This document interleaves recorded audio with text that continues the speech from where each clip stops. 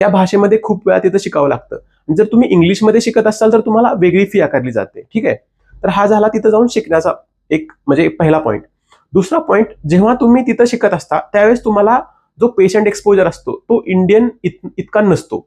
हा एक दुसरा पॉईंट आहे.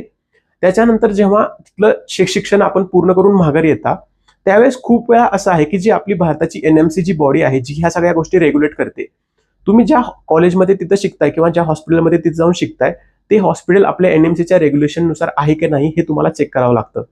आणि तुम्ही भरपूर वेळा असं होतं की तुम्ही एमबीबीएस करून माघार येता आणि तोपर्यंत एनएमसीचे काही रूल रेग्युलेशन चेंज झालेले असतात. म्हणजे जसं कोविडच्या काळामध्ये झालं होतं की कोविडच्या काळामध्ये काय झालं, खूप सारे स्टुडंट फॉरेनमध्ये गेले, त्यांनी तिथं एमबीबीएस केलं आणि ते माघारी आले. त्यावेळेस एनएमसीने असा रूल बनवला की जे बाहेरच्या देशातून कोविडच्या काळात शिकून आले त्यांच्यासाठी इंटर्नशिप 2 वर्षाची केली गेली. म्हणजे जे शिक्षण तुम्ही भारतामध्ये 5.5 वर्ष राहून घेताय त्या शिक्षणासाठी बाहेरच्या देशातल्या विद्यार्थ्यांना अजून 1 वर्ष एक्स्ट्रा मोजावं लागलं. आता प्रॉब्लेम फक्त इथंच संपत नाही. जेव्हा तुम्ही बाहेरच्या देशातून एमबीबीएस करून इथे येता त्यावेळेस तुम्हाला एक एफएमजीची एक्झाम क्लिअर करावी लागते. आता ही एफएमजीची एक्झाम अवघड असते आणि जसं बघायला अवघड म्हणता येणार नाही, ते अभ्यास करण्यावरती आहे, स्टुडंटच्या प्रत्येक वेगवेगळ्या स्टुडंटवरती आहे ते.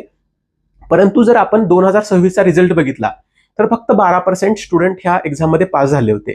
तर याच्यावरून ठरवा की ती एक्झामची लेवल काय आहे आणि ती एक्झाम क्लिअर केल्याशिवाय तुम्हाला इंडियामध्ये प्रॅक्टिस करण्याची लायसन भेटत नाही. ठीक आहे.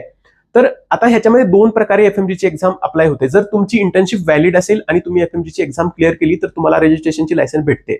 पण तुमची इंटर्नशिप जे तुम्ही बाहेरच्या देशामध्ये केली ती जर इंडियामध्ये व्हॅलिड नसेल तर तुम्ही एफएमजी केल्यानंतर तुम्हाला इथं इंटर्नशिपसाठी अप्लाय करावं लागतं. जेव्हा तुम्ही इंटर्नशिपसाठी अप्लाय करता त्यावेळेस तुम्हाला इंटर्नशिप लगेच अलाउड होत नाही. खूप वेळा तर 6-6 महिने विद्यार्थ्यांना वेट करावं लागतो की आम्हाला इंटर्नशिप द्या. त्याच्यानंतर जेव्हा इंटर्नशिप ही भेटते त्याच्यामध्ये पीएसएम नावाचा एक सब्जेक्ट असतो, तो भरपूर साऱ्या हॉस्पिटल